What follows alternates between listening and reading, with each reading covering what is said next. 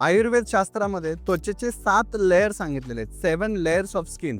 अवभासिणी, लोहिता, श्वेता, ताम्रा, वेदिनी, रोहिणी आणि मांसधरा. आणि या 7 लेयरवरती जाणारे दुधाचे 7 वेगवेगळे प्रोडक्ट्स आहेत. जसं की धारोष्ण दुग्ध, कोष्ण दुग्ध, मलाई, त्याच्यानंतर दही, ताक, लोणी, तूप.